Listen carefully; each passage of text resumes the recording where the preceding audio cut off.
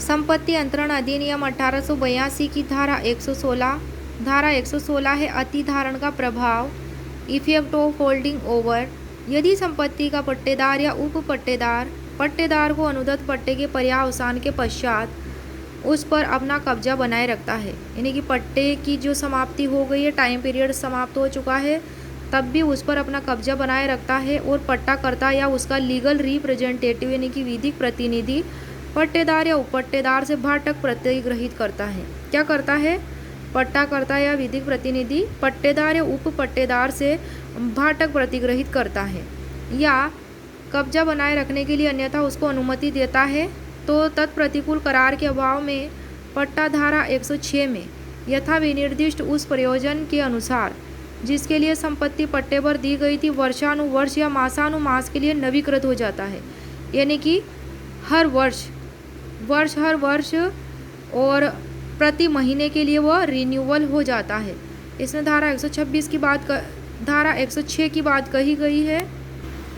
तो धारा 106 का टाइटल ये है लिखित संविदा या स्थानीय प्रथा के अभाव में कुल पट्टों की कालावधि। क्या है धारा 106 में? लिखित संविदा या स्थानीय प्रथा के अभाव में कुल पट्टों की कालावधि। इस धारा 116 में 2 दृष्टांत दिए गए हैं। कितने दृष्टांत? इसमें 2। क में है कि एक ग्रह ख को 5 वर्ष के लिए पट्टे पर देता है।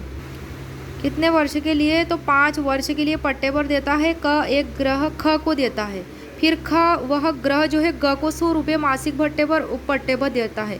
उप पट्टे पर कौन देता है? ख देता है ग को 100 रुपये में हर महीने के लिए, और 5 वर्ष का अवसान हो जाता है, यानी कि 5 वर्ष बीत जाते हैं, किंतु ग ग्रह पर कब्जा बनाए रखता है और क को भाटक देता है। किसको देता है? क को देता है भाटक ख की बजाय।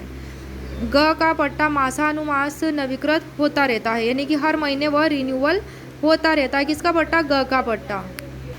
ग का पट्टा वह हर महीने क्या होता है? रिन्यूअल होता रहता है।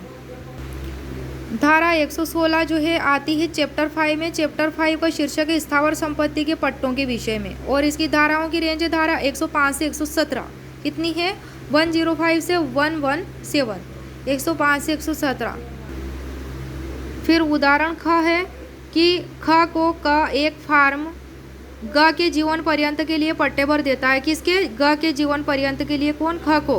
तो फिर ग की मृत्यु हो जाती, किंतु क की अनुमति से ख कब्जा बनाए रखता है, तो ख का पट्टा वर्षानुवर्ष नवीकृत होता रहता है, यानी कि हर वर्ष वह रिन्यूअल होता रहता है ख का पट्टा। और ये जो उदाहरण है धारा 116 का ख दृष्टांत या आरजेएस 2024 के प्रीलिम्स में पूछा गया था।